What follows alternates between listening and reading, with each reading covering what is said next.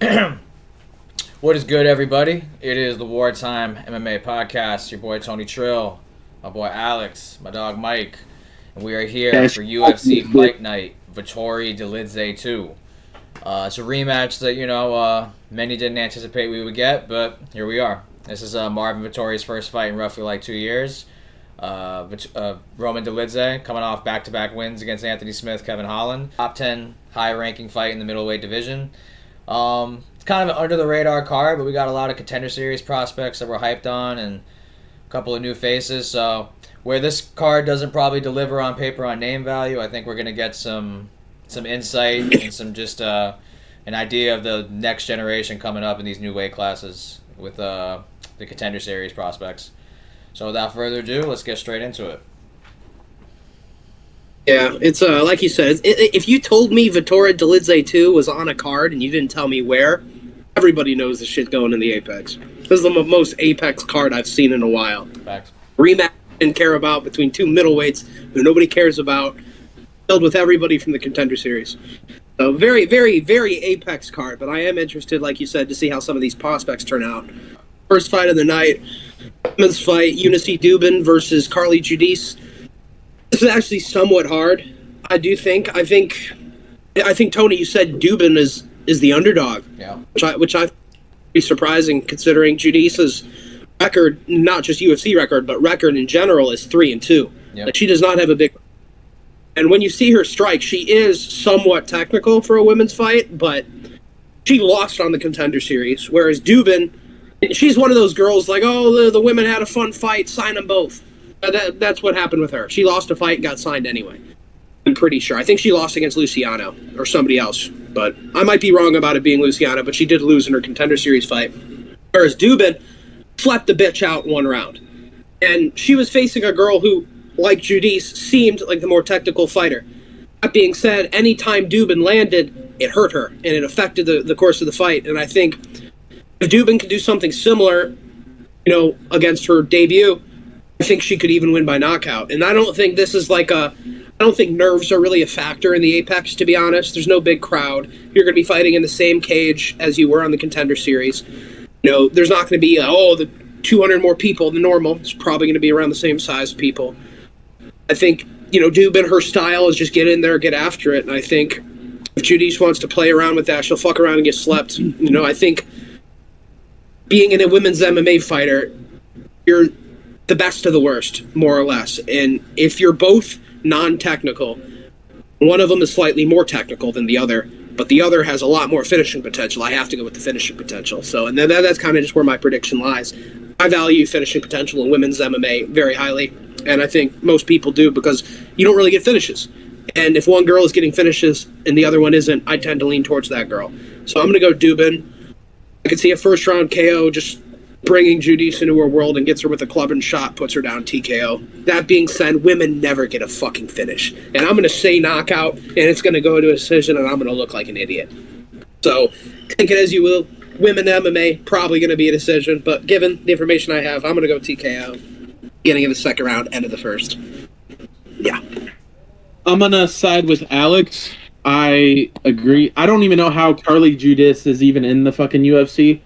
She lost her fight in the Contender Series, and then she lost her debut. That's two losses in a row in UFC territory. So I'm gonna go with Eunice. I'm gonna go with second round KO. She has apparently she has a head kick KO, so I think she might time a head kick KO. I saw Eunice. She pulled off a big upset in the Contender Series last season. I think it was like an overhand. It was definitely something with her hands. That was the shot that dropped and then eventually ended the fight.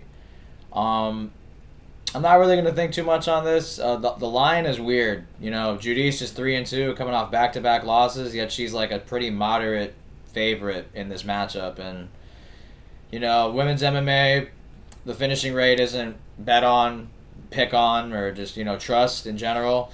But I'm going to go with the momentum. I'm gonna make this a clean sweep to start this card off. And if you watched our last video for UFC 313, we all had, for the first time ever in the history of this podcast, a clean sweep on all of our picks. We all agreed and hit about 80%. So I'm gonna trust in what we see. We all pretty much watch the fights for the most part.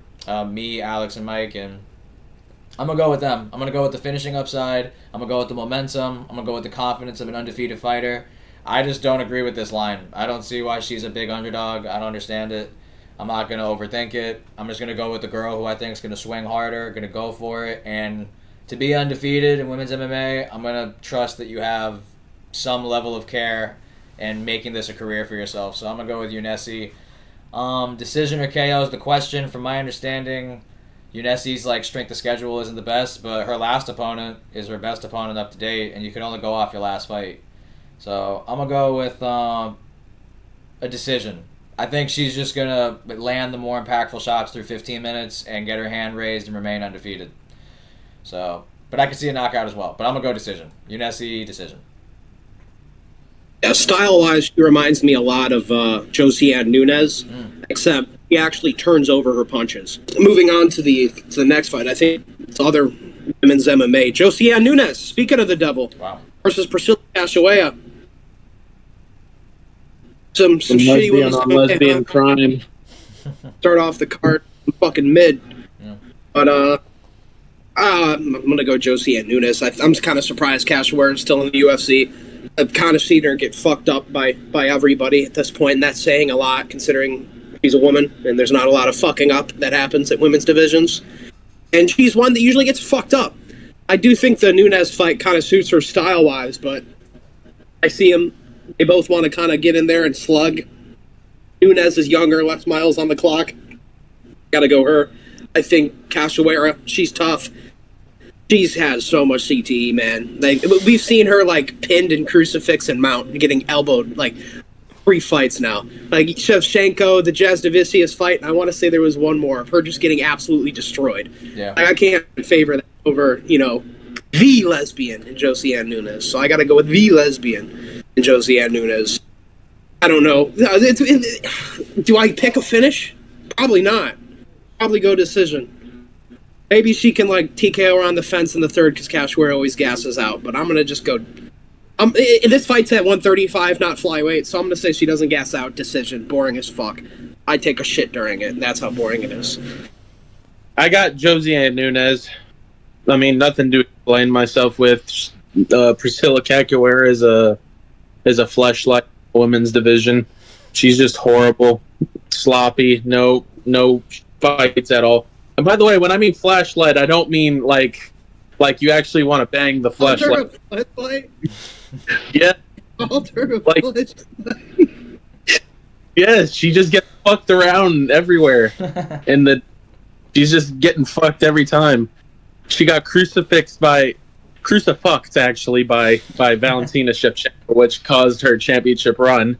Then she got molested by Jasmine Jasudavicius. Oh, and she lost by Darce. Yeah, pack that shit up. And let me see what else. Miranda Maverick. Yeah, your ass.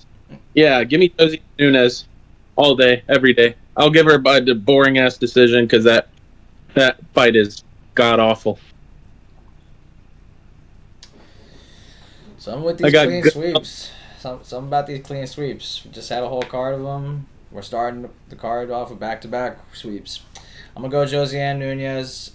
Priscilla Cachoeira, I think Mike and Alex said it best. She's a wily veteran. She's scrappy.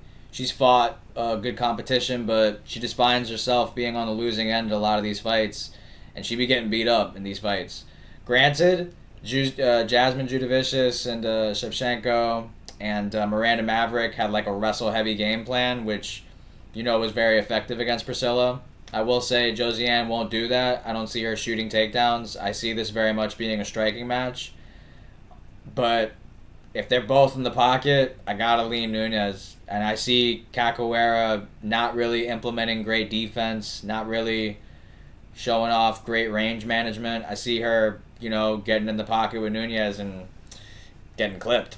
I could see a knockout, but I'm going to go with the decision where Josiane Nunes, throughout the duration of 15 minutes, just kind of wins on damage, the swelling, the bleeding. I think she's going to land big shots on Cachoeira, and I think Alex said that this fight's at 135, so not that bad of a cut for Priscilla, so maybe she'll be more able to absorb the impact from the shots that Nunes is throwing. But I'm gonna go with the Nunes decision, make it a clean sweep. Now we got a flyweight scrap between Andre Lima versus Daniel Barras. Another one I feel like it's pretty easy. I got to go in Andre Lima. Barras is pretty decent. He makes a scrap. He's got decent grappling. By no means is he a pushover. He's one of these guys where it's, if you're going to be something, you usually smoke the fuck out of him. And he is a pretty good flyweight, low-key, but flyweight doesn't have a lot of people. You kind of have the top 15, and then you kind of have like 10 other guys, and that's it. You know, and I feel like he is probably towards the middle of that and other guys. Maybe a little bit closer to the top 5 of the 10 other guys. But there is 100% a level at which he loses to. And I feel like Andre Lima, he's a young guy, but he's talented. He's good in the clinch. He's good at range. He's good in the grappling. You know, we've seen him win on the feet. We've seen him win on the ground. He's a well-rounded guy who's got a good range management, good timing. I think he's the prospect here, whereas Barras is, you know, he's like a 34, 35-year-old flyweight. And, you know, he's from Spain. You know, not too many Spain guys, but sometimes you got to cut your losses like you did with Benoit. Sometimes French guys will lose, and you got to put your stock into another French guy. Spain, luckily enough, has Ilia Topuria, Joel Alvarez, Alexander Topuria, probably some other people. They don't necessarily need Daniel Barras. You know, he's going to be a lamb to the slaughter, I think, for Andre Lima. I could see maybe him making it a scrap. I could see maybe even a robbery decision. But I'm telling you, Barras can win this fight, and he won't win this fight. They're going to give it to Andre Lima. He's the prospect. He's going to win. Even if he doesn't. And I think he does, obviously. I think he's just superior in most ways. I think the close-range boxing of Barras is good, and maybe he can... You know, it seems like these Spanish guys go for body shots a lot. Maybe he can hurt him to the body, go for some uppercuts, and try to TKO him. But I don't feel comfortable picking a 34-year-old flyweight to beat a young prospect who's well-rounded. And that's really where it lies. I think I'm going to go probably like a 30-27, 29-28 decision by Lima, mixing in the grappling when he needs to. You know, if he needs to make it a pitter-patter, boring strike fights at range, he can do that. I think he just has more ways to win, whereas Barras kind of has to get in close. And I think Lima has good elbows in the clinch. He can play that game too. So I'm going to go Lima, decision. I could see a TKO as well, though. I'm going to agree with Alex. I think Andre Lima is on a huge tear, especially after he got bit his last fucking fight. That was horrible. He got fight of the night, apparently. And I think that is going to...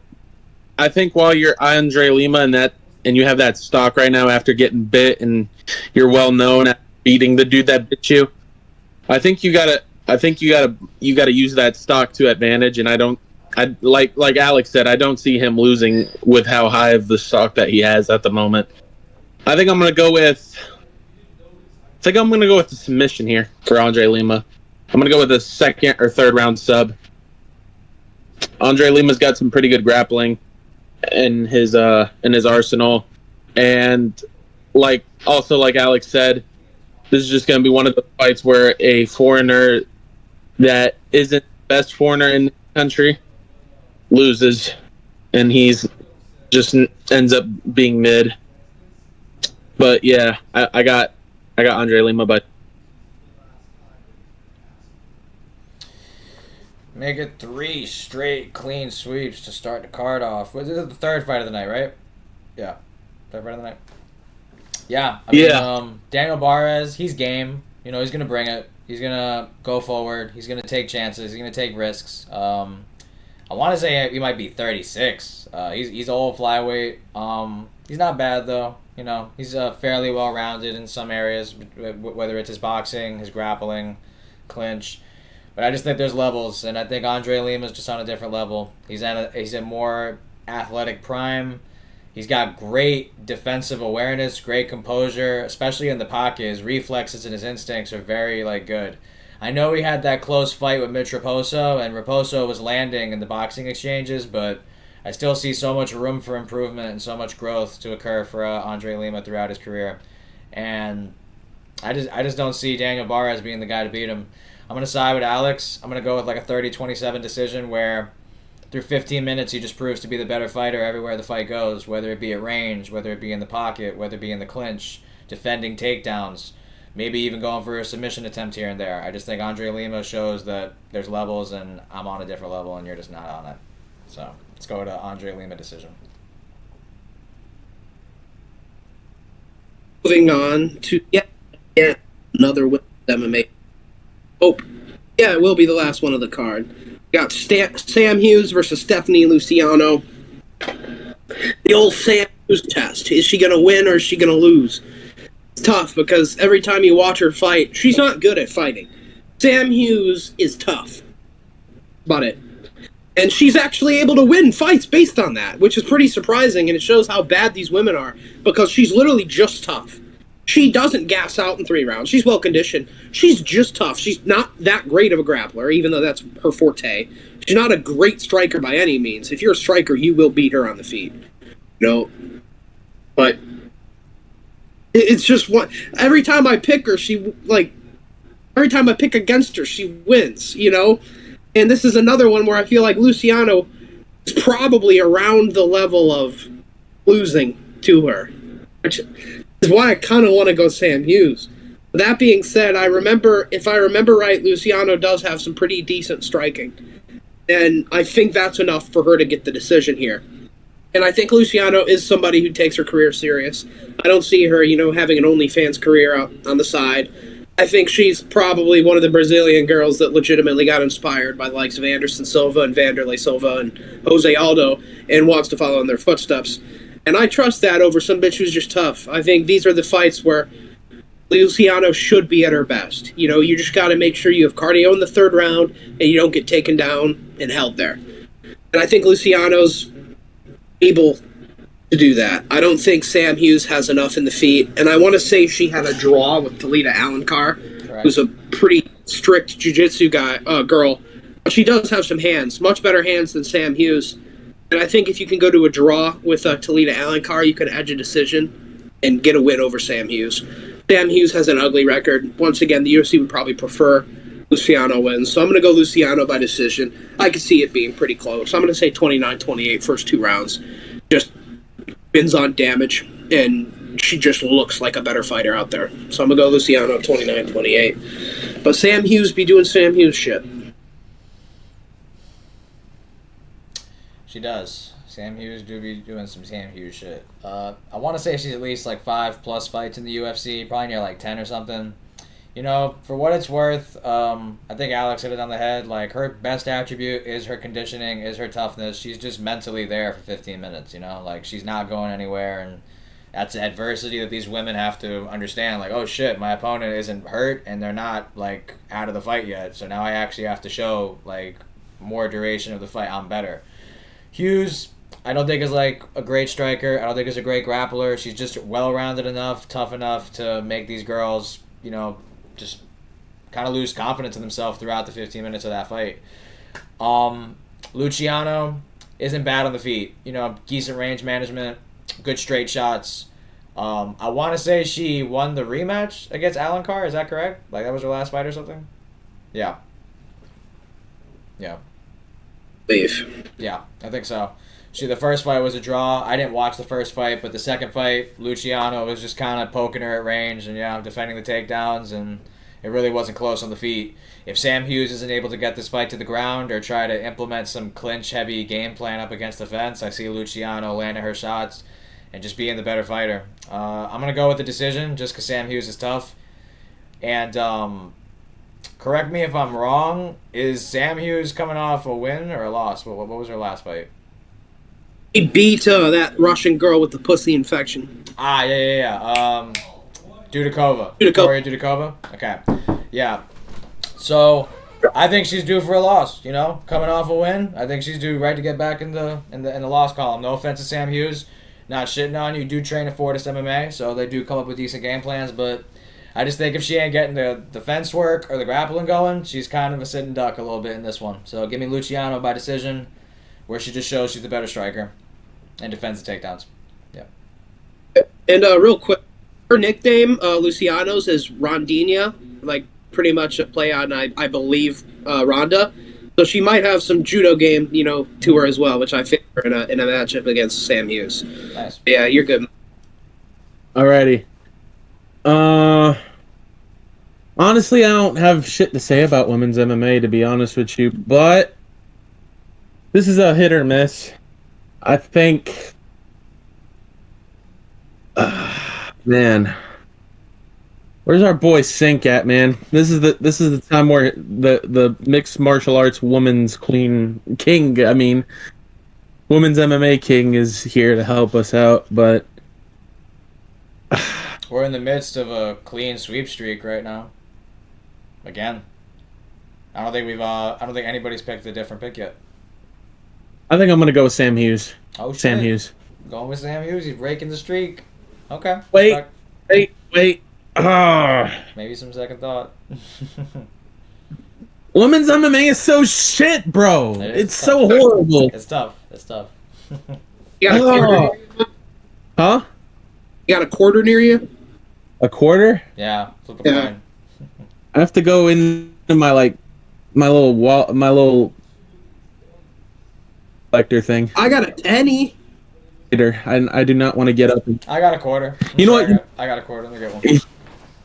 Yeah, go get one. Yes. I need the. And by the way, keep this shit in, Tony. Keep this shit in. No, I will. I will. Yep. I got a penny. Yeah, we got mad pennies in this bitch. What y'all want to call it? Heads what? Tails All right. what?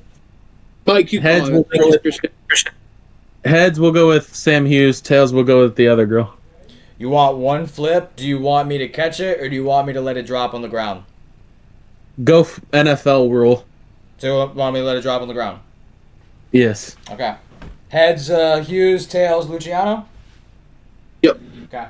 Let's hopefully it doesn't roll, and that would be dumb. Imagine it goes right here in the middle. Are you officially going to let this be the pick? This the deciding factor? Dead ass, bro. I don't give a shit. It's The women's sweep stays MMA. alive. Tails, Luciano. Hey, I like it. Fucking Oh, shit. I like it. I like it. Yeah, we'll go with this. you made fucking a women's MMA pick. I'm not somewhat moving that fun. coin, so yeah, tails. Yeah. All All right. right, moving on to some watchable MMA, at least on one side of the occasion. Carlos Vera ain't very watchable, but Josias Musasa is his opponent.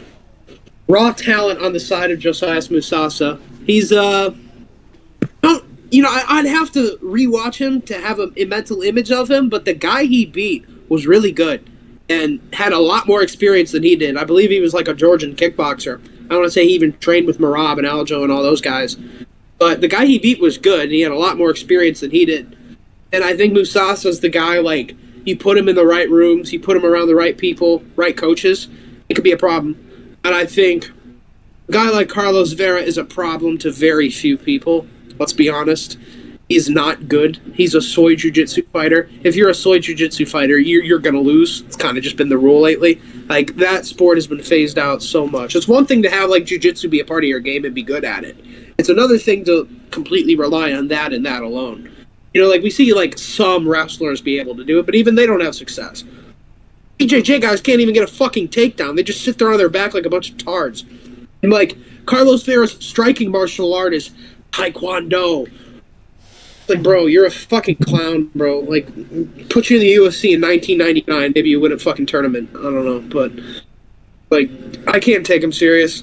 You know, I think Musasa, you know, although he may be green, I would not pick him to beat the top guys at bantamweight, but this is not one of the top guys at bantamweight. This is, like, one of the worst guys.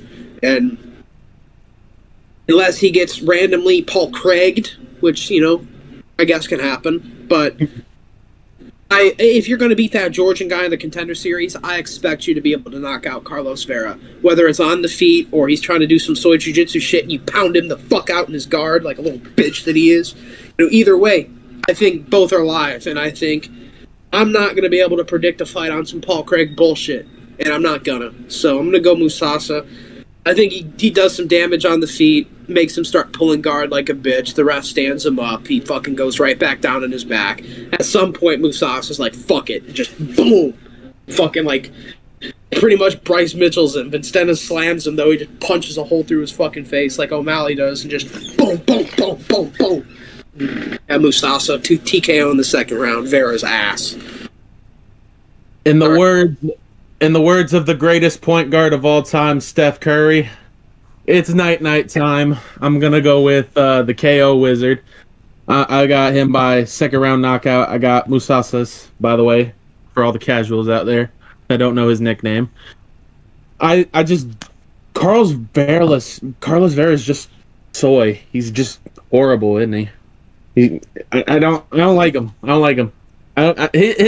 His style is effective to just survive, but I think he's gonna get knocked out brutally. I think it's gonna be one of those fights on the card that gets top 10 on, not top 10, but like it's gonna be big on Sport Center, and people are gonna be like, "Oh, look, take a look at this knockout. He just knocked out this pull guard merchant out cold. Look at his dead body."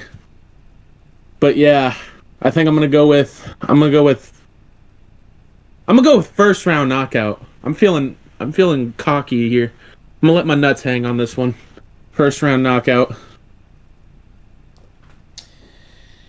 And the clean sweep streak remains alive. I can't talk enough about this kid. He's my favorite prospect from the Contender Series last season. I actually bet him in that fight against the Georgian fighter that he fought. And Alex, you're right. He had Merab in his corner of that fight. In my opinion, that guy is UFC caliber, the guy he beat by split decision. He had great gas tank. He was very heavy with like the clinch in the... like up against the fence. Like, in my opinion, the guy that he beat by decision last fight is better by a large gap compared to his opponent now being Carlos Vera. He's a Taekwondo base, opportunistic with the jiu-jitsu, goes for heel hooks and things like that we saw in the Nakamura fight, but I just think I'm so high on Josiah Musasa. I'm a big fan of this kid. He, in my opinion, is Kamaru Usman's best prospect coming out of Africa. The Republic of the Congo, Josiah is from. He made me money in that Contender Series fight, and I thought he fought a better opponent by a large margin in comparison to this fight. I think this is kind of a layup, like a bank shot, and I see him getting a vicious knockout in this one. Whether it be on the ground, pounding out Carlos Vera. Yeah, Vera, whether he go for a heel hook or something and he just starts stomping him out, or it's on the feet. If he stays on the feet, Josias is going to snipe him. I'm such a big fan of this kid. I think he has a bright future ahead of him. Very high on Josias Musasa. So I'm going to go I'm a second Mike. I'm going to go first round knockout. I don't think Vera's got anything for him. On the feet, on the ground. He's a ridiculous athlete. His takedown defense, go watch that fight in the Contender Series, bro. He stuffed so many takedowns from that guy. And that guy is Georgian. That guy, he literally fought, he's good. The guy he fought, that dude's basically Georgian Zabit. He had like the kicks, he had the clinch, gas tank, durability, and he had Merab in his corner, and he was undefeated. Yeah. Clean sweep, stays alive. Josiah Musasa, first round KO. Easy picks across the board for the gang today, to be honest. Yep. Not too much competition out there outside of the coin flip, right. Even then the coin did it correctly. But you're going to see a coin flip live here. I really hope we don't have another clean sweep, but if we do. You know what I mean? 80% so far on the year. 80%. I like those numbers. I mean, shit. If we all agree, there's a reason. That's how you pick. That's how you know it's a good pick. Yep. But moving on, another contender series another contender off the Contender Series. Korean guy Soo Young Yu, and he's fighting Jay Cunningham, and Adrian Cunningham is ass. This is kind of like a nothing burger of a fight. I kind of have to like look at Tapology while I talk to you guys, but if I remember right, Soo Young Yu, nothing impressive. He's a guy off road to UFC. No, none of those guys are really that great. I'm going to be honest. I can't think of one, to be honest, that's been worth a damn. There's a couple from the region, I guess, that are good, but I can't think of them coming off like the road to UFC. Zhang Min Yang fought in one fight, but he didn't go through the tournament. But he did technically fight road to UFC. But nobody outside of him is really coming out of it that's any good. And I am going to go with Su Young Yu here, just because AJ Cunningham is terrible and he doesn't deserve to be in the UFC. But it is tough. This isn't a fight where you want to bet money. If you do, I'm probably guessing Cunningham's a pretty big dog. He makes it a dog fight no matter what. He doesn't give up. So that's one thing about him. And a lot of these Korean guys think they're the Korean Zombie, and they're not. And I don't think that's a game you really want to play with Cunningham. That's definitely a game you could play with Cunningham and still win because he's fucking shit. But in general, it's like I said, it's a nothing burger of a fight. There's not much to talk about here. I think the Korean dude's probably a little bit more disciplined. And he might just go out there and think he's the Korean Zombie, so who knows? But, he's going to decisions. He's kind of a decisionator versus a guy who kind of needs to finish you to win. Kind of favor the decisionator style. And yeah, I'll leave it at that. I think he'll probably mix it in where he needs to, keep at range where he needs to. Although, fucking God knows, there's not a lot here. There's not a lot of tape we have on either one of these. Su Young Yu is in boring fucking road to UFC fights that are unwatchable. And AJ Cunningham's, all the tape we have of Cunningham is just him getting fucked up. So, hard to say. I'm going to go Su Young Yu. He might be better. At least I know Cunningham is shit. I don't know about Young Yu, so yeah, that's pretty much what my pick's off of. 29-28. I can see it being a split decision. I can see it being a 30-27, but I'm going to just say a close fight. Tough one. I'm going to go with AJ Cunningham. I think he's gonna win by.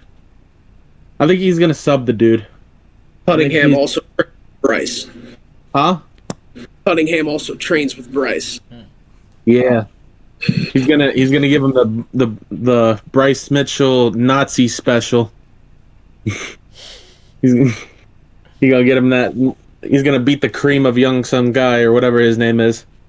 I think he's gonna sub the dude. And 2. That's all I gotta say.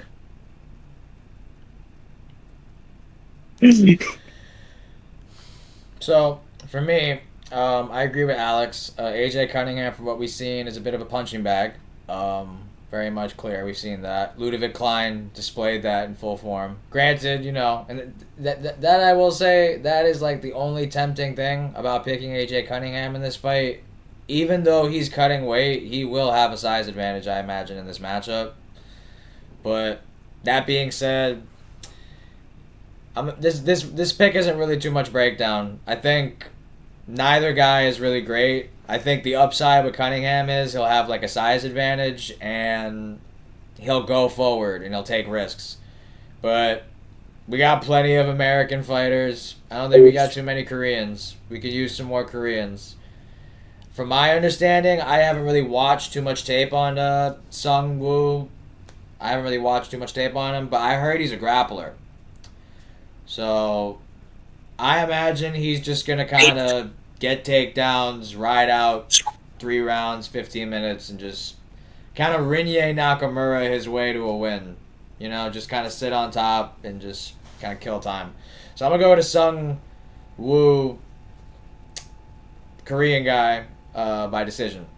So ends our perfect sweep streak. We shall see. The streak comes to an end with the last prediction. But moving on, so far, the best fight of the card, in my opinion. We have Waldo Cortez Acosta versus Ryan Spann. Might be slightly hard to pick for some, but I have to pick Ryan Spann here. I've seen more out of him. I've seen him at a higher level. I think he's the more well-rounded fighter here. I think he's got a very underrated submission game, actually. I think moving up to heavyweight, it might even unlock Ryan Spann to kind of maybe have a better chin and be, one of the faster, more well-rounded guys at heavyweight that has more athletic potential. And we've seen things like Kennedy destroying these fat guys at heavyweight. And, to be fair to Ryan Spann, he is kind of jumping into the ranked section of the heavyweight. But Waldo ain't shit. Let's be real. You held down Robellis. Big whoop. I've seen fucking Austin Lane do that. Are we really going to pick... Like, Austin Lane ain't shit either. We've seen Austin Lane slept. How many times? Justin Toffa victim. And that's saying a lot at this point. You know, so I got to go with the guy who's not a fucking Toffa victim, you know? And heavyweight MMA is just fucking ass at this point. Like, if you're ranked, it doesn't mean anything to me. Like, it means more if you're a ranked fighter at light heavyweight, if you're in main event spots at light heavyweight, and Ryan Spann was. A lot of them he lost, but he's not losing to terrible people. You know, he's losing to prime Lionheart. People forget, man. But, you know, I don't think, you know, it is not a good look to be losing to Anthony Smith, especially in the rematch. But I'm going to be honest, I think Anthony Smith could beat Waldo. Maybe that's doing too much, but they beat Petrino. Nobody saw that happening. I think Waldo's not good, you know. He's a baseball player. I don't think of him very highly. I think he carries some crack behind his punches, but I mean, so does every heavyweight. Ryan Spann has power, you know, and he has a grappling game. I could see Ryan Spann getting hurt, but I could also see him doing the hurting, and I think he's going to be the first guy Waldo's fought at that level. The same can't be said for Ryan Spann, who's fought multiple contenders at light heavyweight. Sometimes he loses, sometimes he wins. But I value that experience over Waldo, who's, you know, okay, you held Robellas down for 3 rounds, and you're barely beating old man Arlovsky, and you're getting leg kicked by Jared Vandera to a decision, and you can't put him out. I'm going to pick you to beat Ryan Spann, who can also throw a calf kick, and can throw a calf kick faster than the fat fuck Jared Vandera. Can throw boxing combinations better than that fat fuck. Has better takedown defense than Robellis. If you take him down, you're probably going to get guillotined. I'm sounding like a Ryan Spann glazer. Trust me, I don't really even like him, but he's got the skills in the heavyweight division that will probably get him relatively far. Not to say he'll be champion. Fuck, I can see him being number 7. Nobody in this division's worth ass. I can see him beating a Ty Burrow. I can see him beating a Spivak. You know, I'm not going to pick Waldo because I think Waldo's trash, and that's kind of the end of the story. I'm going to go guillotine. I'm going to say second round guillotine from Spann.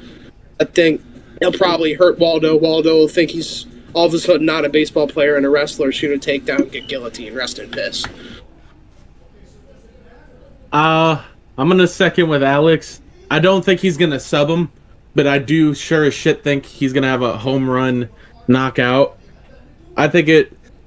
I just don't like Waldo, man. I really don't like Waldo. I think he's boring as shit, and as a fellow Cuban, it's hard to see a fellow tall Cuban, a giant king as well, like myself, to get held against the fucking fence by a fat... It's like going against Homer Simpson, and he's just hugging you for 15 minutes straight, and you can't get him off of you. Are you fucking kidding me? I don't know. No, this is going to be a whole Robellis rant. Let me get back into the topic here. Waldo's shit. He went to a robbery decision with Jared Vandera, like Alex said. To be frank, Ryan Spann did go to like a robbery decision against Sam Alvey. But I think light heavyweight guys are way better than heavyweight fighters. And the striking department and then the grappling department. And I think Ryan Spann's going to show it. I think he's going to knock them out either in the first or the second round. And I think he will do pretty good in this division. I think this is his first fight in heavyweight now. Yeah. All right. Yeah. I think he's going to pass the heavyweight test in flying colors. And he's going to knock this Dominican Homer Simpson out cold. And send this fatty back to the MLB. Tough fight. I've been fairly high on Ryan Spann. I actually at one point called him a potential dark horse to defeat Alex Pereira at 205. In hindsight, you know, things don't always end out. I did say that. I said him and Krylov were sneaky picks against Alex under the pretense that they would grapple. I figured that nobody gives a fuck about Krylov, no one gives a fuck about Spann, so they're not going to walk in if they ever got the opportunity of a title shot. I feel like they wouldn't care to, I'm going to out-kickbox the kickboxer. Like, nah, they'd be, like, somehow smart and wrestle and grapple. And, like, either they get killed or they end up on top of Alex and it causes some danger. But nonetheless, the Anthony Smith fight rematch kind of killed that little kryptonite narrative for me. I lost a lot of faith in Ryan Spann after that. I do see some upside in the finishing potential with Ryan Spann. He has a submission game. He has decent speed and power at 205 in the heavier weight classes. But I don't believe it. I saw Superman lose last week at Armin Petrosyan, and I'm not feeling too confident about this Superman either. I'm thinking the Salsa Boy, stays on this momentum. And it's crazy because I've seen him go to a close decision with Vandera. I've seen him go to a close fight with Arlovsky, and he's not getting these guys out of there. The Robles to Spain win hasn't aged well because he can't grapple. But I just think Waldo Cortez Acosta is a better boxer. I do think this. I think the power and the speed would be in Spann's favor, but I was really disappointed in the Anthony Smith rematch. That really fucking made me angry. Not that I had any money on it, but just like, you have to beat Anthony Smith. You have to. For you not being able to do that, that does not give me confidence in picking you going forward. I'm going to go with a Waldo Cortez Acosta decision where he's able to kind of mitigate the finishing upside of Spann, kind of drag this out, take away his explosiveness, stay within jab range, and just, land the better shots in the boxing exchanges, stay safe, and through 15 minutes, I think Waldo Cortez Acosta will have shown that I'm the more polished fighter at heavyweight. And I don't want to say KO, but I could see a sequence where Waldo Cortez Acosta hurts Ryan Spann on the feet. I could see it. But I'm going to go with the decision. Waldo Cortez, 29-28. He keeps the train rolling. Dominican Salsa Boy. Moving on, we got probably going to be a pretty quick prediction, I got to be honest. Kevin Vallejos versus, what's bro's name? Korean guy that's been through the ringer. Sungwoo Choi. Yeah. I can't believe there was a time where he was about to be ranked. Yeah. He got fraud, Alex Caceres. Yeah. The good old days, back when we didn't know who the fuck was good. Now we know who's good. Yep. Kevin Vallejos good. Kevin Vallejos got that boxing combinations, man. You do. Let me tell you about this. Kevin Vallejos, man. I'm telling you. But yeah, body shots, headshots, combinations. He's gonna turn fucking Sungwoo Choi into a victim. That's how it's gonna go. He's off to the GFL. There's your Asian talent, GFL. You got Sungwoo Choi now. He's gonna butcher the fuck out of him. First round, second round, however long it takes. He's not as easy as the guy in the Contender Series will, but he's DKOing him. First round, body shots, headshots. Sungwoo Choi's cooked. I mean, he's lost how many times in a row? He's ass. He's just shit. So, yeah, Kevin Vallejos is new. Kevin Vallejos made a close fight with Gene Silva, which is saying a lot. He's only like 23. So, going to be interesting to see where the guy goes. I think he's got a pretty good potential in the featherweight division. And he's not too big. I think he's got time to grow into the division. So, yeah, I'm happy to see it. I'm going to go Vallejos. End of the first round, he puts that bum out of his misery.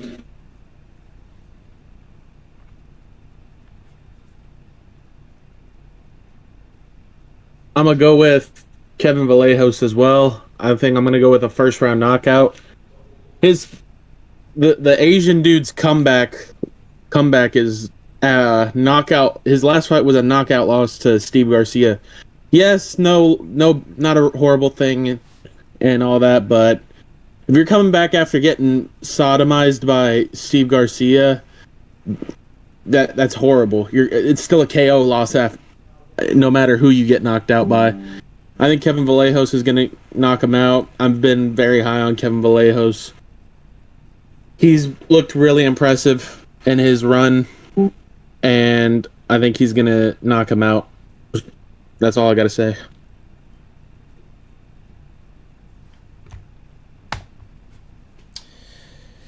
This will be a clean sweep on this one. Kevin Vallejos, I want to say he's like 14-1, 23 years old, which is crazy, to be under 25 and have at least 15 pro fights under your belt, especially going against someone the likes of Gene Silva and going the distance. it was a learning lesson for him at that point, and in no way, shape, or form is that a bad loss. As we all have seen the rise of Gene Silva, we all know how good he is. So I don't frown upon that for Kevin Vallejos. Sung Woo Choi, I bet against him in his last fight against Steve Garcia. I picked Steve Garcia, had money on him. It was a good night. I want to say Sung Woo Choi trains with the Korean Zombie. Am I wrong, Alex? I could be wrong on that. I could be wrong. But he's a predominantly a striker. He will have a bit of a size advantage in this fight. That's my only real concern with Kevin Vallejos. I think he's got great technique in his boxing. I think he's got good power. My only real concern for him at 145 is, his frame. Being 5'7", 68 reach. Those are, in my opinion, bantamweight intangibles. In comparison to the new generation of featherweight coming up. These guys are, Diego Lopez is going to be fighting for a championship, and he by no means is he a small featherweight. It's like 5'11" with like 72 reach, or 5'10", something like that. Vallejos' size is my only concern. I see him being like almost like a featherweight Josh Van, just with more finishing upside and knockout potential. Maybe not as good takedown defense, but we haven't really seen that part of his game tested yet. But nonetheless, I just think he's going to TKO Sung Woo Choi. Steve Garcia, in my opinion, isn't as good as a boxer as Vallejos is technically. And he was able to find the shot to finish him, I want to say in round 1, I think. I think it was round 1 or round 2. Definitely one of the first 2 rounds. But, round 1. Yeah, I think Vallejos gets us any way he wants. It could be first round, second round. I like Alex's pick with the body shots. Let's go with the Kevin Vallejos. I'll go second round knockout, just because I think Sung Woo Choi is going to have PTSD when he sees like Vallejos landing straight shots. I feel like he's going to back up and be more timid and kind of make Vallejos chase him. So I'll go with the second round TKO, but I could definitely see a first round. So second round TKO, Kevin Vallejos. Let's keep it moving.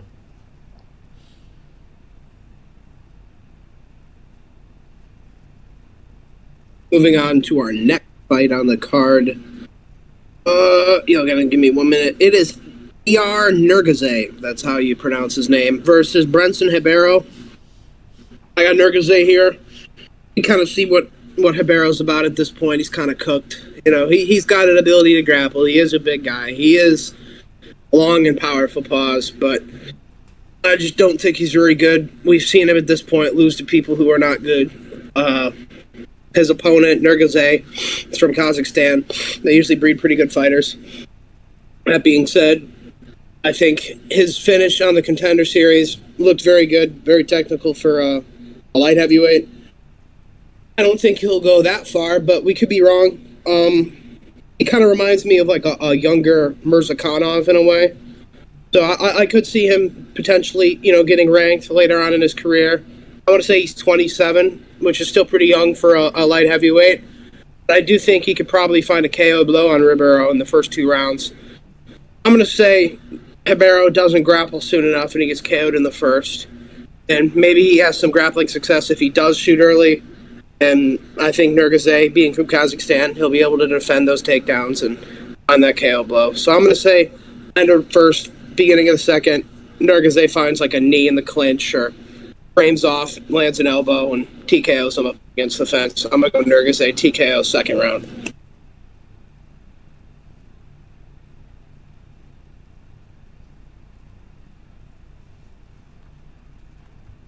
I'll piggyback off that. I like Nurgaze in this one. I'm a big fan of fighters from that region of the world, like that USSR region, Kazakhstan, Kyrgyzstan, Uzbekistan, all the stands.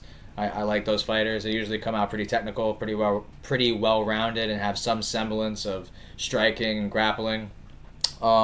He's like the number 1 like light heavyweight on the regional scene in like Asia, according to Tapology or something. So I'm gonna go with that. We haven't really seen we've seen Kazakhstan flyweights, welterweights, and lower weight classes. We haven't really seen a guy in the heavier weight classes represent this nation. So I'd like to think Nurgaze's got the skills to back it up, the undefeated record. Ribeiro, fairly well-rounded, decent range with the reach. Decent frame and size for the division, but his last fight, he lost to a guy who just got frauded out. I can't even pronounce his last name. You guys know I'm talking about the Gazi, something like that. It was some Daggy name or some shit he guy lost to. Yeah. So I'm gonna go with the Nurkic. I'm gonna go Alex's prediction, just copy and paste. I like the second round KO. I like his description of the shot. I could see it being like in the clinch and he frames off and just hits him with a clean elbow or straight or something off the break. I could see it. So I'm gonna go second round TKO for Nurkic. And I'm gonna complete the sweep here and gonna go with Nurkic as well. Kazakhstan's on a huge roll right now. Well, except for Asul Lambayev, who got finger fucked and knocked out by, well, not really knocked out, but he was getting styled on by Chef Manel Cap in the fight. I think I'm gonna go. I think Nurkic is gonna bring it back in blood for Kazakhstan after going 0 for 1 in the year of fights. I'll go with the same thing. Second round knockout. I like that thing too. Nice. Moving on to another mid fight. Sometimes I feel like these Apex main events have more mid on the main card than they do the prelims. But Damon Blackshear versus Cody Gibson. Once again, a nothing burger of a fight. I got Damon Blackshear. I think he's better, more in his prime, a better grappler. He's got decent boxing. You know, Gibson is dangerous on the feet if you allow him to get going. But I really just think Blackshear's better at this point. You know, he's in his prime. Gibson's like 38, 39. You know, that whole Ultimate Fighter season was full of fucking cans. Let's be real. Like, old people in cans. So, and honestly, old cans. So, I don't know. I think Gibson's decent. He could definitely probably win at the lower level of bantamweight still, but I think Blackshear is above that lower level of bantamweight. I think he's probably like right around that mid tier. You know, he almost beat Mario Batista. Arguably did beat him. You know, and I want to say there was another fight where he did pretty damn well. He's one of the few guys to have a twister finish in the UFC. I think he does have some good grappling, and I think if he gets on top, he's probably staying there for the round. I don't think highly of Cody Gibson. I want to say his debut into the UFC, I forgot who it was. I want to say maybe it was Miles Johns, was able to just kind of hold him down. I could see Blackshear doing a similar thing. So I'm going to go Blackshear, arm triangle, maybe, or 30-27. I'll go arm triangle. I'll go third round arm triangle after a long, exhausting, grinding and grappling fight where Blackshear's just been dominating him. I'm going to go arm triangle in the third for Blackshear. Yeah. I'm going to second with Alex. I'm going to go with a submission win. I don't think it's going to be arm triangle per se, but I do think he is going to sub Cody Gibson in round 2. I don't rate Cody Gibson. I actually thought Damon Blackshear beat Mario Batista in that fight. I thought he was out grappling him and out working him on the grappling exchanges. Crazy that they score grappling exchanges for Mario Batista in the Aldo fight, but not in that fight. But you know, I'll that's another story. That's another story for another time. And we got another Mario Batista glazer around here, so I don't want to ruffle any feathers about my opinion about that Damon fight. I think Damon's gonna smash Cody Gibson. Pause. No Diddy. I like it. You know, Damon Blackshear, decent grappler, 30 years old, definitely the more younger fighter in this matchup. Gibson, if I'm not mistaken, is a part-time history teacher. Something like that. I think so. Something along like that. lines. Yeah. That's also why. He is coming off of he got fucking smoked by Montel Jackson. I'm not gonna lie. Damon Blackshear got fucking memed by Montel. I'm not gonna lie. He did. But Montel's good. I don't think he's a bad fighter. I think he's a good guy to lose to. I will say though, Gibson's not small. You know, he's got range with the kicks and like straight punches and things of that variety. But I'm gonna go with a sweep here. I'm gonna join you guys on Damon Blackshear with the pick. I just see him getting the better of him in the grappling exchanges, being able to land takedowns, being able to stay on top, maybe even go for submission attempts. But I think the history teacher is going to show us some fight. So I'm going to go with the Damon Blackshear decision, where they might even make it close enough to be potentially a split. But I'd like to think that I'd like to think that Damon is going to at least win 2 of the rounds via grappling. And, just little strikes here and there at range. So I'm going to go with a Damon Blackshear decision. I'll go with the Damon, where he just out-grapples Cody Gibson. Yeah. Moving on to another Ultimate Fighter winner from the season. Gibson didn't win, but both from the same season. Alexander Hernandez versus Kurt Holobaugh, lightweight winner. It's a tough fight. My hope for this fight is just that it's fun and both fighters strike and go to war. I do think the grappling edge probably goes to Holobaugh slightly. He does have some really good jiu-jitsu. He's got some decent takedowns too. Hernandez at lightweight, though, is pretty damn good. He beats a lot of guys. And I think, not that Hernandez is great or anything, but he's younger. Holobaugh, I think, is like 38. He's pretty old. And, watching him on The Ultimate Fighter, I was like, wow, this guy's hands are actually pretty damn good. And he was actually the lowest seed, too, for The Ultimate Fighter, and he wound up winning. But, you look at his combos and you're like, wow, these look really good. He's got some really clean hands. And then you realize he's fighting Jason Knight and other fucking bums. And these guys are levels below even Alexander Hernandez.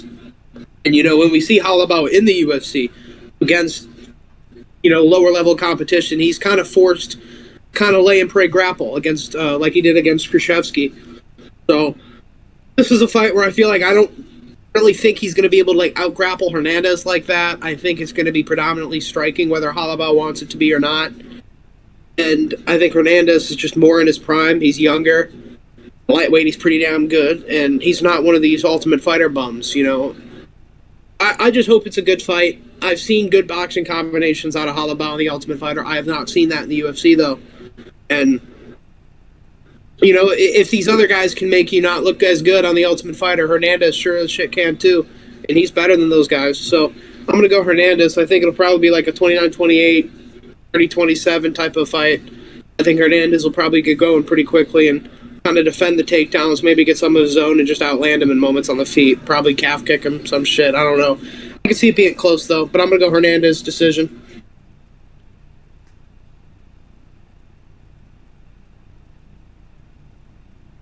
I'm going to go with Alexander Hernandez on this one. Kurt Holobaugh is old. Not really that great. Hernandez is pretty good.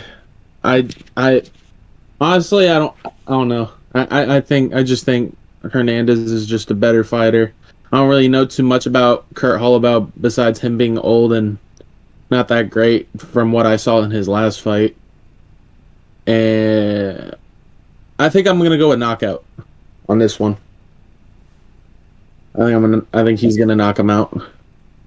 Second round. This is a fucking tough fight to pick for me. I like Alexander Hernandez. A lot of people were steered off him when he made the comments he did about Cowboy, Donald Cerrone. And a lot of people thought he was a dickhead, but I didn't mind it. You kind of have to have that attitude when you're a young gun and you're trying to, kill a veteran, essentially, and you got to move up the food chain and move up the rankings and things of that nature. So I've always kind of liked Alexander Hernandez. He's a fairly exciting fighter. I don't really recall of any boring or dud fights with him. He usually goes for it. He brings it. I will say, though, Alexander Hernandez, I think he's really good in that first round. I really do. I think he looks sharp on the feet. He looks dialed in. Good range management. Good pressure. He even has the option of wrestling and being explosive in those exchanges. But I can't help but notice in those later rounds he does fatigue. He does tend to not have as much intensity and as much volume as he does in the earlier round. But his last fight in particular, I had him in a parlay or a bet, Alexander Hernandez against Austin Hubbard. And I'm glad he got the decision. But if you watch that fight, Austin Hubbard was landing, bro. And I'm not going to lie, this fight, low-key, it kind of comes down to me who do you think is better, Austin Hubbard or Kurt Hollabaugh? I kind of think Kurt Hollabaugh is better than Austin Hubbard. Now I have bias. Say again. Kurt Hollabaugh beat Austin Hubbard in the Ultimate Fighter finale. Wow, I did not know that. That is fucking. That is funny. That is fucking hilarious. Okay, so yeah, I really think that's what this fight comes down to. Because whether you had Hernandez win against Hubbard or not, you have to admit it was a fairly close fight. And I like Hernandez, but Hubbard was landing, and you look at their faces, you could make an argument Hubbard out-damaged Hernandez in that fight. I think Hollabaugh's got better boxing than Hubbard. The question is, does he have the gas tank and the durability of a Hubbard?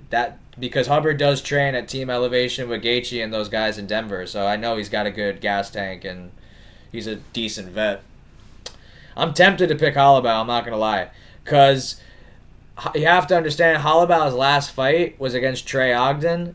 He is not fighting the way Hernandez fights. Hernandez is going to come forward in the striking, and he's going to want to take your head off. That's going to leave him susceptible to getting countered in boxing exchanges, where I think Hollabaugh could do that. Trey Ogden didn't want to strike with Kurt Hollabaugh. He wanted to get on top of him and stay on top of him for like a good 15 minutes, and that's exactly what he did. I would recommend Hernandez to wrestle, but at the same time, it goes back to what I said earlier. I notice him fatigue in rounds 2 and 3. If he wrestles early, he may fatigue in rounds 2 and 3. This is tough, because I like Hernandez, but I am seeing the danger that Hollabaugh brings in the boxing and the submission threat. I'm going to go with Kurt Hollabaugh in an upset. I think I just can't get over how close that Austin Hubbard fight was. And I think if Hernandez doesn't get him out of there in the first round, I think Hollabaugh's live. So I expect Hernandez to win the first, and then in the second and the third, I think Hollabaugh's going to close the distance more, pressure Hernandez more, and we're going to see if he's able to face that adversity. He was able to get away with it in the Hubbard fight. I have a feeling Hollabaugh ain't going to let him off the hook. I'm going to go with the Hollabaugh decision where he outdamages Alexander Hernandez in round 2 to 3. Maybe even throws in submission attempts here and there, but I'm going to go with a tough split decision. Split decision, Kurt Hollabaugh in a great fight, in a banger.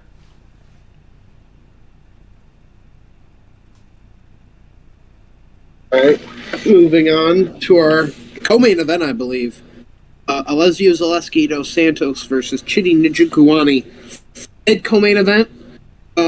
Not a bad fight, though. I have to go with Zaleski dos Santos, the more well-rounded fighter. We've seen he does still have it. We've seen lesser people beat Chidi. I think Chidi's he's one-dimensional. He gasses. I think there's a good chance I think Zaleski wins every single round, but I think there's a really good chance he definitely wins the later two, 100% the third. And I think, if he gets hurt, he can mix in the grappling. Chidi kind of has to, I think, one-shot him, like with a head kick or something. Chidi can do that, but I don't want to make a prediction based on that. I think Zaleski's the more well-rounded fighter. I think he is old, but he's still got it. Chidi's pretty old as well. And I just think, he's a middleweight coming down to welterweight. Middleweights are kind of ass.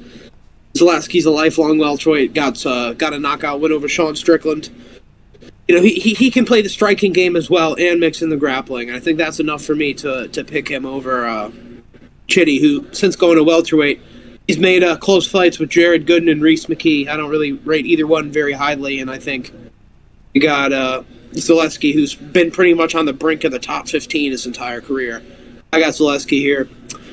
I could see him maybe getting a finish, but I'm going to go decision. I'm going to say 29-28, last 2 rounds. Zaleski mixes in the grappling. Chidi gasses. Gets up on the strikes too.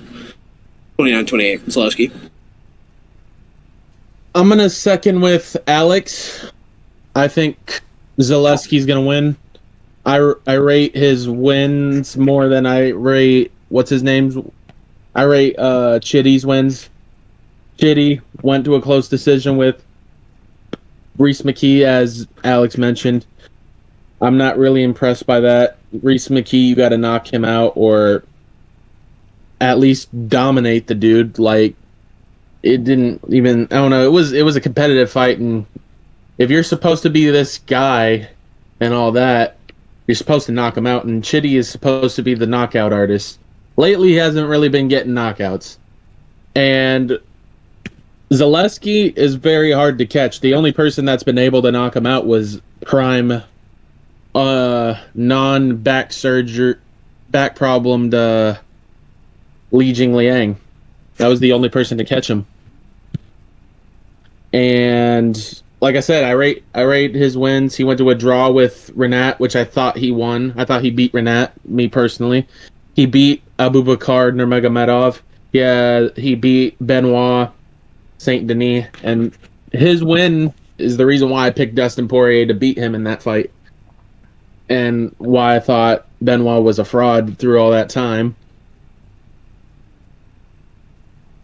I'm gonna go with a late TKO. I'm gonna go with third round TKO. I think he's gonna tire him out, and I think Zaleski is gonna start having it. I think he's gonna take his back and he's gonna start pouncing on him and TKO him like that. I think he's gonna copy and paste what he did with Benoit and just start beating him up when he's exhausted.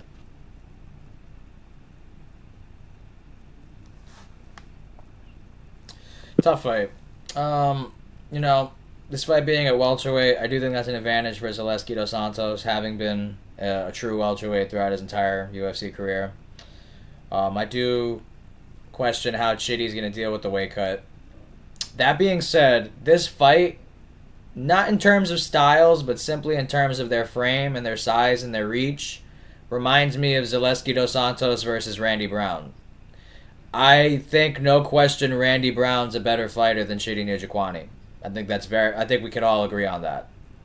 But just in terms of the frame, the height, the range, the reach, the kicking, like, just in terms of their physical presence, I see him resembling similar intangibles that Randy Brown did.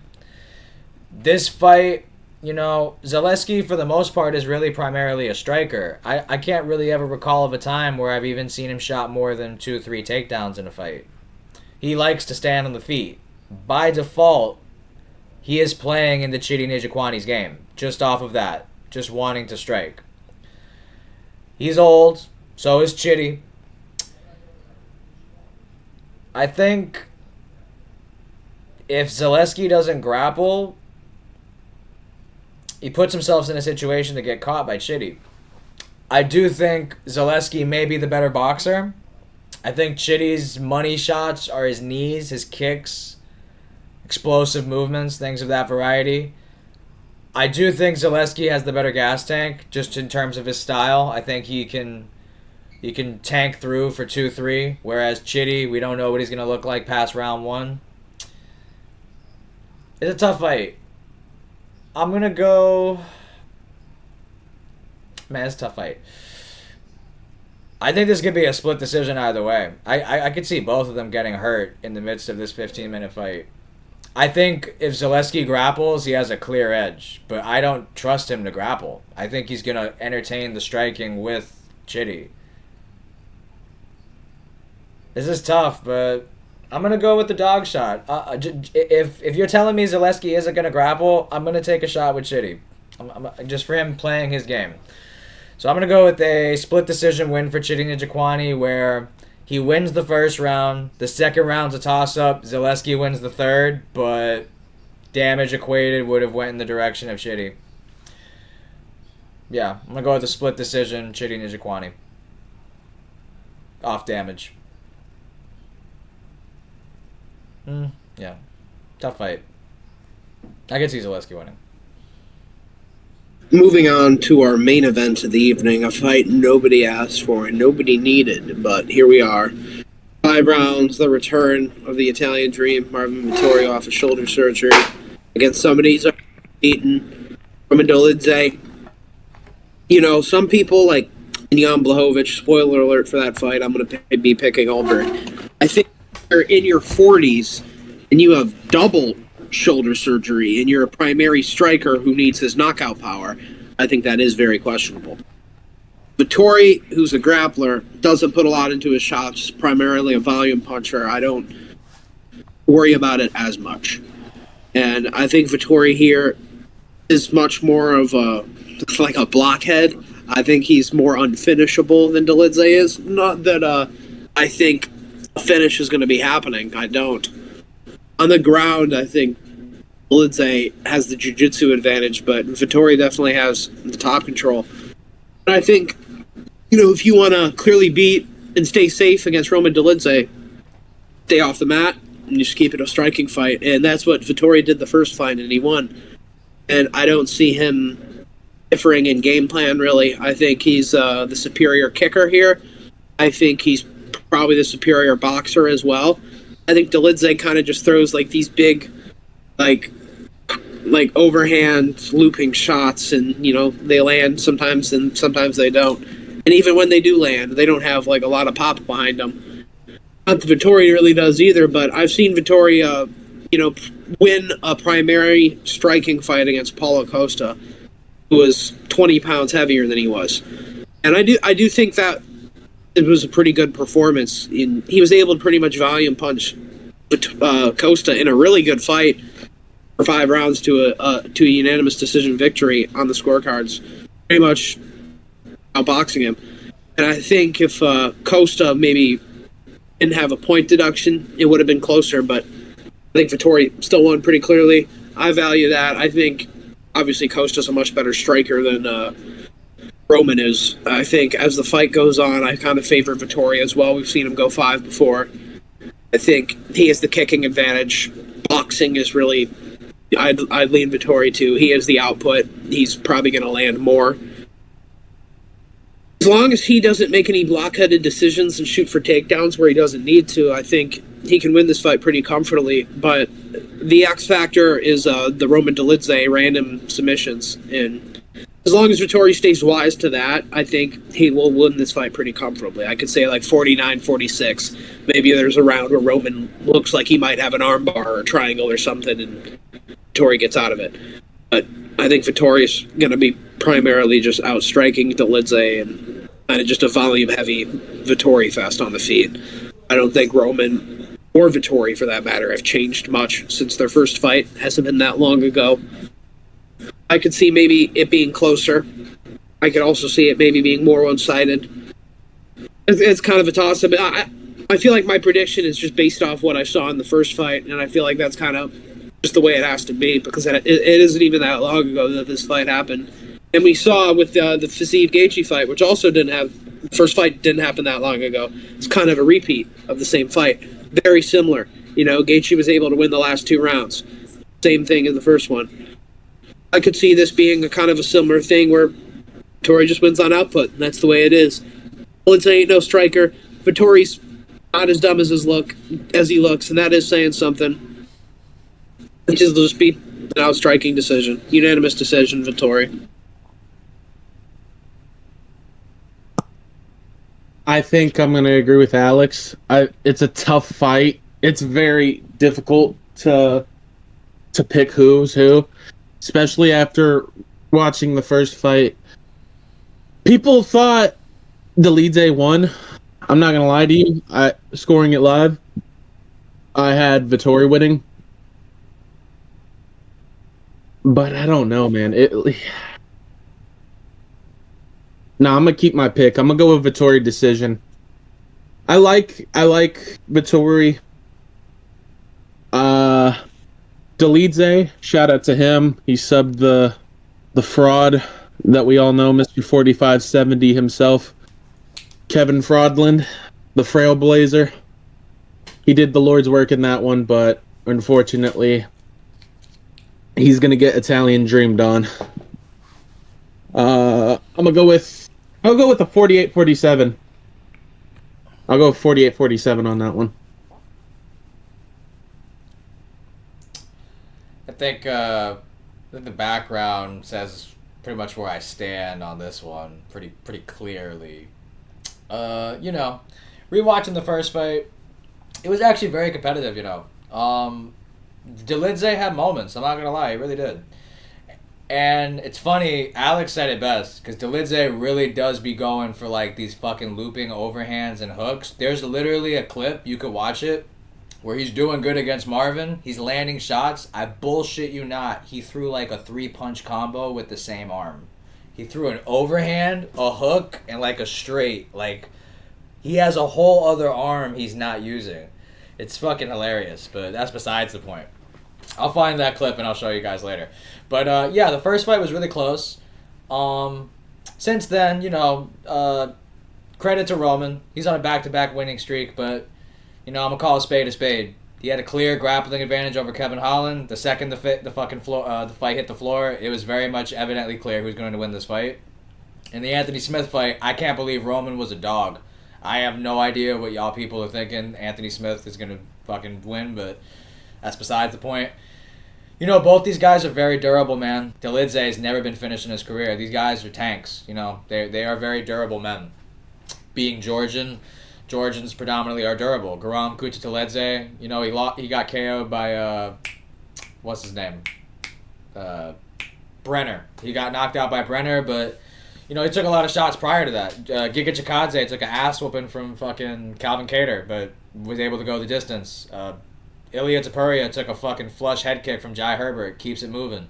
Merab Dvalishvili, we've seen him clipped by Cejudo, Marias, and a bunch of other guys. Still keeps it pushing. These Georgians are tough, man. They really are.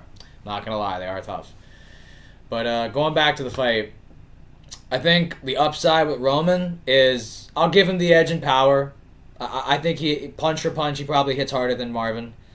The jiu-jitsu, I think, is in favor of Roman. But outside of that, I think Marvin Vettori is the better fighter. Better gas tank, more 5-round experience. I think the wrestling is in his department more than Roman's. And strength of schedule and competition, I have to go Marvin Vettori. He's been in a world championship fight. Roman Dolidze is still yet to be in that situation. There's obvious bias, as you could tell from the flag behind me, who I'm rocking with. But aside from the bias, and me being Italian, I just think Marvin Vettori, has fought the better competition. I think he is the more technical striker. I think he's able to get his kicking game going more than Roman can. I think he's able to pump his jab out more effectively than Roman can. Roman, for the most part, just kind of swings haymakers, and if he ain't landing them, he's there to be countered and he's there to be touched. I think this is going to be pretty much, carbon copy paste exactly how the last fight went. The first round, I want to say I think I gave to Roman, and then rounds 2 and 3 I gave to Vettori. It's pretty much the same fight, just add 2 more rounds after rounds 2 and 3. And in that situation, I got to go with the guy with the better gas tank and who I think is more durable. And for that, I got to go Marvin Vettori, unanimous decision. Italy does what Russia couldn't, beat Georgia in a big fight. The Italians are back. Marvin Vettori, unanimous. I'm your worst fucking nightmare! I want to put the clip of him saying that at the end of that. I want to put a clip there. Marvin Vettori been acting a fool on Twitter. He about to be the Benito Mussolini to Bryce Mitchell's Hitler. Yep. I mean, the Axis power starting to align. Cheers to that. You know what I mean? Yeah, Benito Mussolini. He's gonna Tommy Angelo that motherfucker. I don't know if I can say Hitler on YouTube. They might blurb that out. Like, they might bleep it. He'll just bleep it. Yeah, that pretty much wraps up our fight predictions for Marvin Vettori versus Roman Dolidze 2. I think you guys probably going to get a lot more content this week other than the prediction video. We'll probably, make some other videos and release them. But, yeah, that's our prediction for Fight Night. We appreciate you guys for watching the video. Make sure to go like and subscribe. We'll be making sure to drop more videos and more content in general. But I think enough's been said, man. Viva Italia! We will beat Georgia. Believe this shit. Vettori completes the sweep. Believe this. Russia, we coming. We are getting this done. Italy, on top. Stop playing. Bro, I'm going to hire a sniper to just shoot you in the fucking head at random. It'll be me. Yeah, there we go.